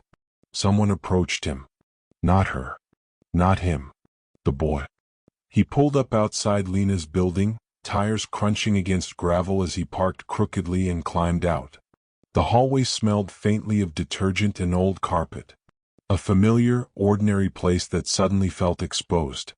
Lena opened the door before he knocked. Her face was composed, but her eyes gave her away. She'd been holding herself together by discipline alone. He's asleep, she said immediately. He didn't see you. Richard nodded. That's good. She stepped aside, letting him in. The apartment was modest but warm. A lamp glowed in the corner. A backpack rested by the door. Shoes lined up neatly, one pair small, scuffed at the toes. Richard swallowed. They sat at the kitchen table. Lena folded her hands, then unfolded them again. Start from the beginning, Richard said. This afternoon, Lena began. He was walking home from the after-school program. I was late. 5 minutes. Maybe less. Richard's jaw tightened. He says a man stopped him near the corner, she continued. Polite. Well-dressed. Not threatening. What did he say? Richard asked. Lena hesitated. He asked him if he liked math. Richard closed his eyes briefly. That's specific. Yes, she said. He said he worked with numbers. That he used to know his mom. The air shifted. Did he give a name? Richard asked. No, Lena replied. But he said something else. She looked down at the table. He told him that some people don't always tell the truth about where they come from.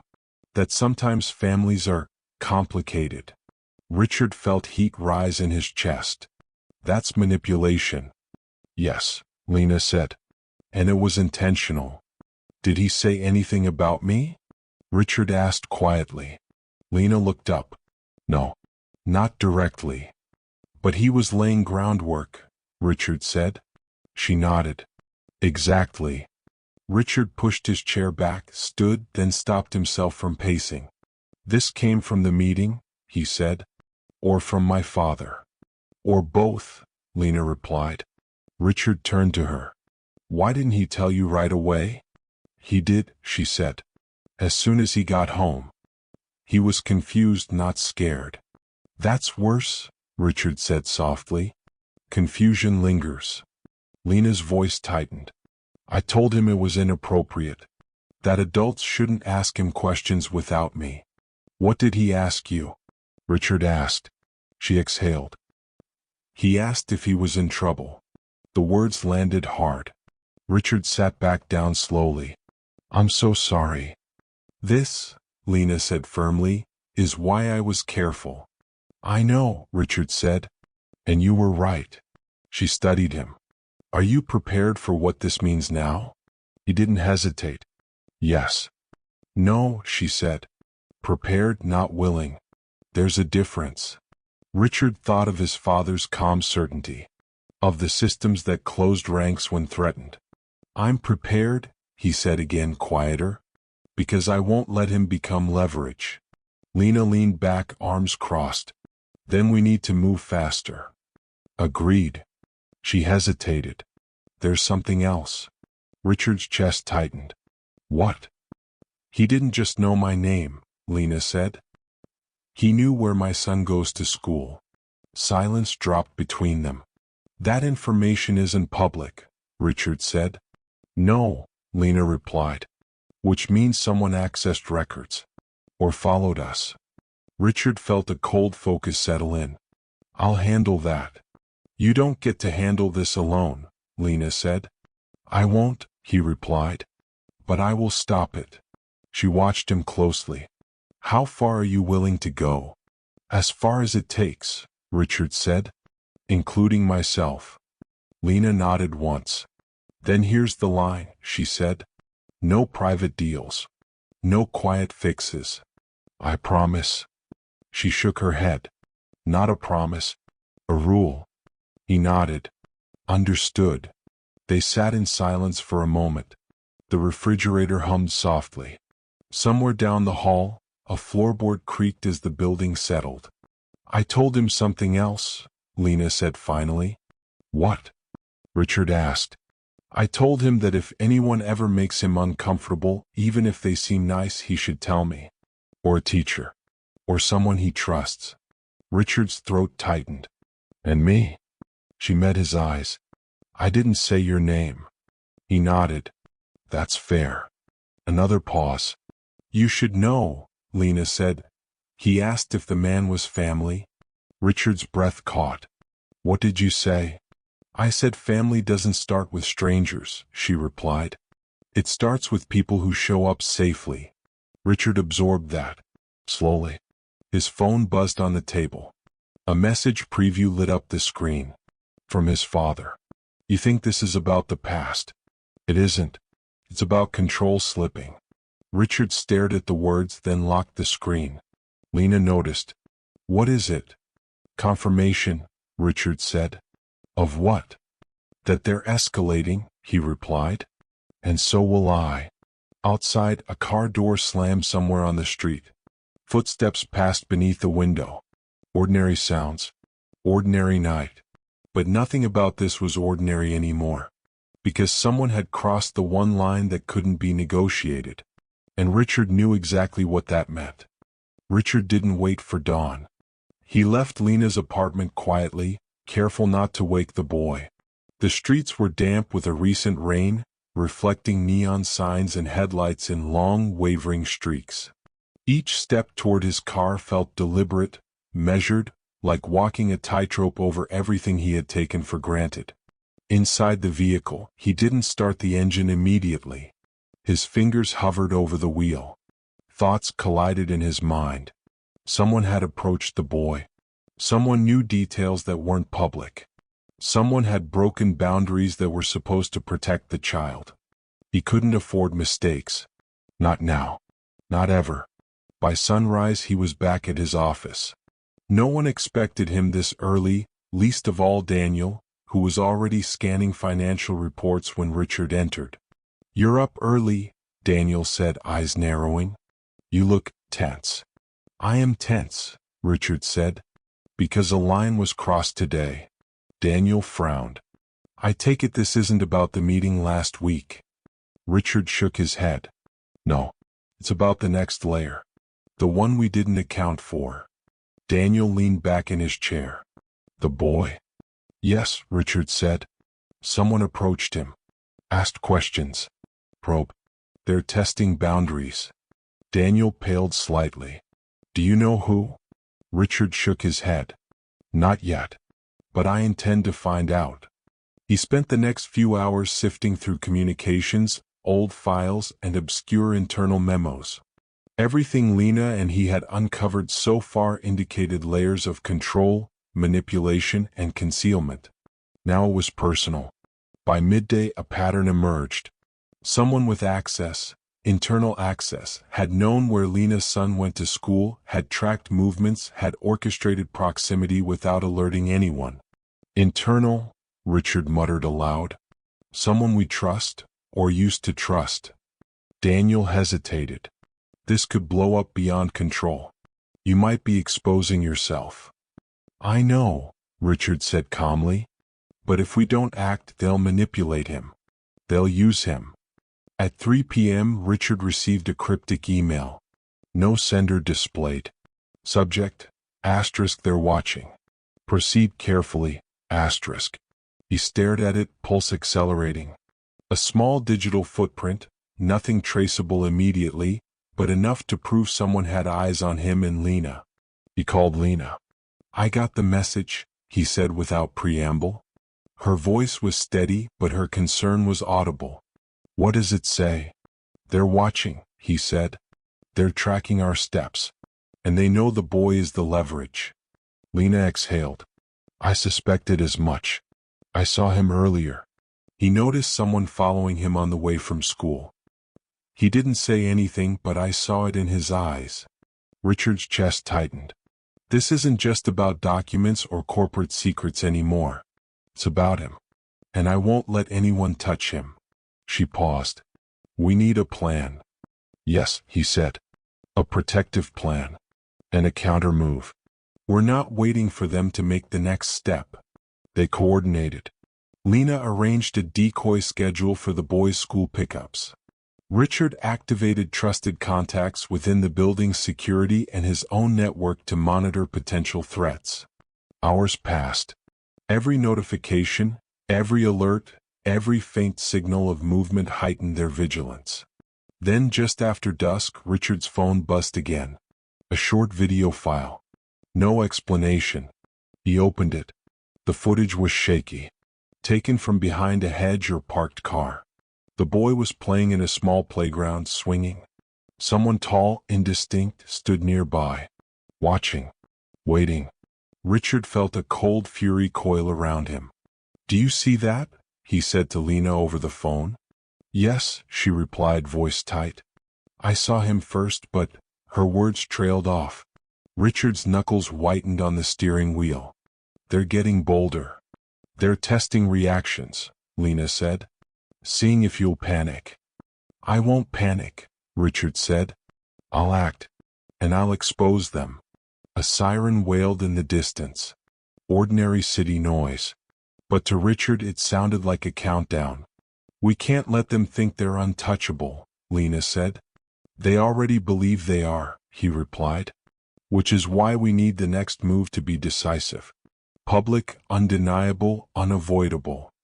Another alert pinged. Another message. This time it wasn't just digital. It was physical. A small envelope slid under Richard's office door. No markings. No return. He opened it carefully. Inside, a single Polaroid of the boy leaving school that afternoon. Someone had followed him closely enough to capture the moment. Richard stared at the photograph, heart hammering, hands trembling slightly. Lena's voice came through his phone, soft but urgent. They've started escalating, she said. And if we hesitate, it will only get worse. Richard placed the photo down slowly, breathing evenly. No, he said firmly. We escalate first. In that moment, a plan began to form. one that would cut through decades of secrecy, control, and fear. But as he glanced at the Polaroid again, he knew this was more than corporate power games. This was war. And the next move would change everything. Richard didn't go home. He stayed in his office long after the city lights dimmed and the building emptied, the Polaroid resting face down on his desk like a loaded question. He didn't need to look at it again. The image had already burned itself into his mind. This was no longer about legacy, or reputation, or even truth. This was about protection. By morning, the plan had taken shape. Not a reckless one, a controlled one. If someone wanted to play quietly in the shadows, Richard would force them into the light. He made 3 calls before 8 a.m.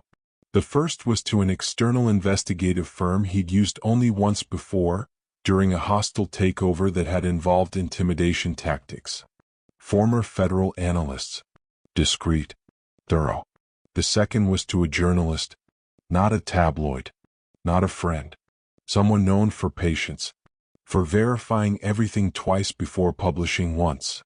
Someone who didn't flinch at long timelines or powerful enemies. The third call was to Lena.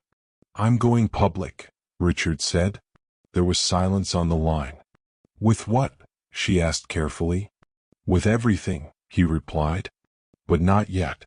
Only after we control the narrative." "And the risk?" she asked. "I'll absorb it," Richard said. "All of it." "That's not how this works," Lena replied. "You don't get to be the shield alone." "I know," Richard said. "Which is why I want your consent before anything moves forward." Another pause. He could hear the faint sound of a kettle in the background. Ordinary life, holding steady while everything else threatened to break. "What's the timeline?" she asked. 48 hours, Richard said. "Enough to secure you and him. Enough to gather proof that can't be buried." "And after that?" she asked. "After that," Richard said, "they don't get to whisper anymore." That afternoon, Lena met him at a neutral location. Not her apartment. Not his office. A public library near the river. Quiet but visible. They sat across from each other at a long wooden table, legal documents spread between them. "I need you to understand something," Lena said. "Once this starts, there's no pulling it back." "I know." "And if it turns ugly," she continued. "It already has," Richard replied. She studied his face. "Why are you really doing this?" The question wasn't accusatory. It was surgical. Richard didn't answer right away. He thought of the boy's confused eyes. The way he'd asked if he was in trouble. The way power had circled his life without permission. "Because silence already failed him," Richard said finally. "And I won't repeat that." Lena nodded slowly. "Then we do it together." That evening, the investigative firm delivered their first update. They traced access logs. Not just internal corporate systems, but secondary vendors. Security contractors. Data brokers. One name surfaced repeatedly. Not Richard's father. Not Daniel. Someone lower. Someone overlooked. A former compliance analyst who'd been quietly rehired as a consultant 6 months earlier. "He's been selling information," the investigator said over speakerphone. "Small pieces, carefully. Enough to intimidate without leaving fingerprints." "And who's buying?" Richard asked. "Multiple parties," the investigator replied. "But one stands out." Richard's stomach tightened. "Who?" "Your father's private legal advisor," the investigator said. "The same one who handled family matters for decades." Richard closed his eyes. The reach was longer than he'd feared. Later that night, Lena called. "He asked me something," she said softly. "Who?" Richard asked, though he already knew. "My son," she replied. "He asked why people take pictures of other people without asking." Richard felt something fracture inside his chest. "What did you tell him?" he asked. "I told him it's wrong," she said.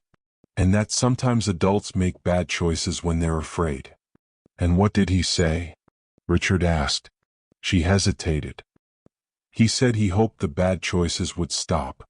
Richard stared out at the dark river beyond his window. So do I, he said. The next morning, Richard received a sealed envelope from his father's lawyer. Inside was a single-page letter. This can still be handled privately. For everyone's sake. Richard didn't tear it up. He didn't respond. He forwarded it to the journalist. By noon, the journalist called back. If this is real, she said, it's bigger than you think. It always was, Richard replied. She lowered her voice. Once I publish, it won't just be about corporate misconduct. It will be about power protecting itself. Families included. I understand, Richard said. Do you? She asked. Because once this breaks, you won't be able to control where it lands. Richard looked at the Polaroid again. At the blurred edge of a childhood that deserved better. I don't want control, he said. I want it to stop. That evening, as the sun dipped below the skyline, Richard stood alone in his office, phone in hand. A notification flashed. Draft headline ready for review. He didn't open it yet. Because somewhere across the city, people were still moving quietly, believing they had time. They didn't know that the story was about to break. And when it did, it wouldn't just expose the past. It would force a choice in the present. One that no amount of power could delay any longer. Richard barely slept that night. The city outside his penthouse felt unusually quiet, as if the world itself was holding its breath. Every ping of his phone, every notification made his chest tighten. The journalist he'd contacted had promised discretion, but in moments like these, discretion always had a limit. By morning, Lena was waiting at his office. She looked calmer than she felt as always, but her eyes betrayed the tension she carried. Richard handed her a thick folder. Everything, he said. All evidence. Emails. Logs. Names. The Polaroid. The paper trail. Every breadcrumb they thought they buried. She thumbed through it silently. You've done more than I expected. I didn't want to leave anything to chance, Richard replied. Not this time. Not for him. Lena glanced up. Are you ready for what comes next? I have to be, Richard said. There's no turning back now. Together they went over the plan. First, securing the boy and Lena from further contact. Second, confirming the identities of everyone involved. Third, coordinating with the journalist to release the story once all safeguards were in place. Hours passed. Calls were made. People checked. Backup plans prepared. Every detail measured, every outcome considered. Then the door opened. Daniel, you're going through with this? He asked, voice tight. After everything I tried to protect? Richard didn't flinch. You tried to protect the wrong things. Daniel sighed. This could ruin everything, our company, our families, your father's reputation. Richard leaned forward. Maybe it's time some reputations needed fixing. Daniel shook his head. You're going to burn bridges you can't rebuild. Some bridges, Richard said quietly, need to be burned. To protect what actually matters. Lena touched his arm. Are you sure you want him here? Richard nodded. He needs to see the consequences of his decisions too. Minutes later, a message came through. A single line from an unknown number. Stop now or your son sees the fallout first. Richard didn't hesitate. He forwarded it to the journalist. This ends now, he said. By late afternoon, the first wave was ready. Confidential reports, screenshots, Polaroids, and memos, all verified, all documented. Lena had ensured her son was safely away, unaware of the storm about to hit. Richard took a deep breath. Then, with a few taps, the journalist published the story. Within minutes, emails, calls, and notifications started flooding in. The carefully maintained veil of secrecy shattered.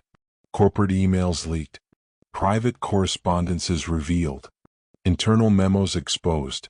The names of executives, including Richard's father's private legal advisor, became public knowledge. On the phone, Lena's voice trembled slightly. It's happening. Yes, Richard said. And we're finally in control of the narrative. Across the city, people who had relied on silence as power were scrambling. Legal teams activated. PR teams sent statements. Some denied knowledge, others deflected blame, but the story had already taken life on its own. Richard watched the news feeds and social media trends. The story was spreading faster than anyone anticipated. Every person who had believed themselves untouchable was now accountable. A knock on his office door startled him. Lena entered, holding her son's hand. His small fingers intertwined with hers, unaware, smiling innocently. Richard felt a wave of relief and determination wash over him. The boy was safe for now. But Richard knew this wasn't just about today, it was about ensuring nothing like this could happen again.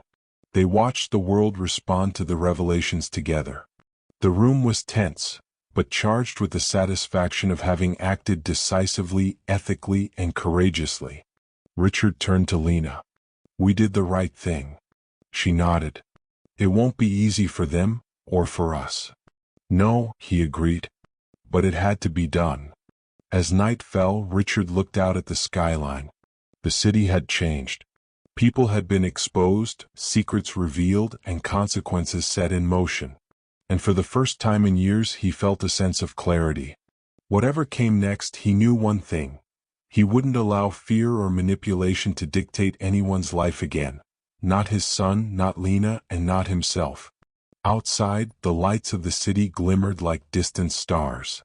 Somewhere, the people who had tried to control the story were scrambling to contain it. But it was too late. And Richard finally understood the weight of truth. It could hurt. It could destroy. But it could also free. And that freedom was worth everything. The storm had arrived, and Richard was ready to face it. The next step would test them all, but for now the first victory was theirs. The morning after the story broke, Richard woke to silence in a way that felt unfamiliar. No urgent emails, no phone notifications piling up, no reporters calling. The city had shifted overnight. The storm had passed, or at least, it had moved to another front. Lena's son was asleep on the couch in her apartment, a soft, steady rise and fall of innocence that reminded Richard what he had been fighting for. He stood by the window, watching sunlight scatter over the skyline, and finally allowed himself a deep, steadying breath.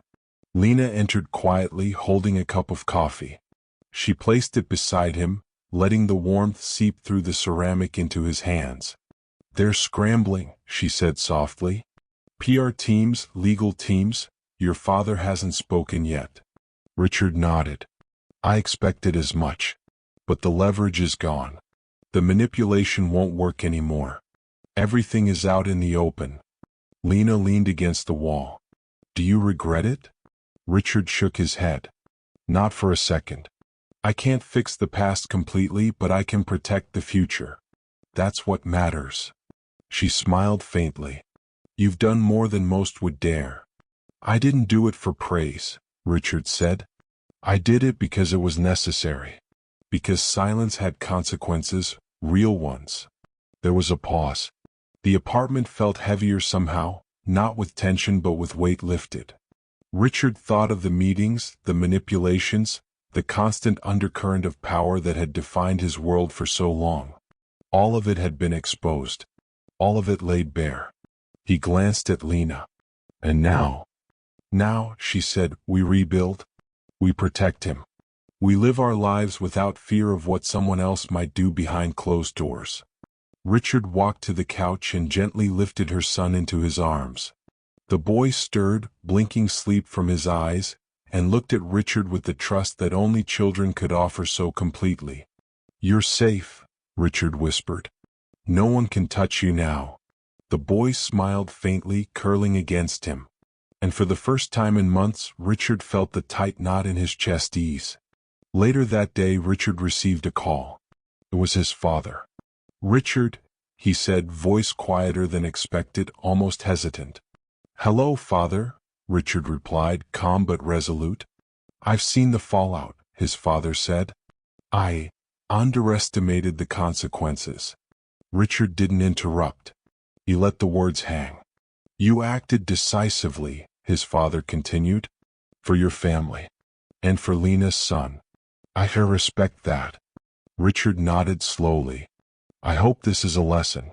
That power doesn't protect itself. That choices have impact beyond the boardroom. Yes, his father admitted.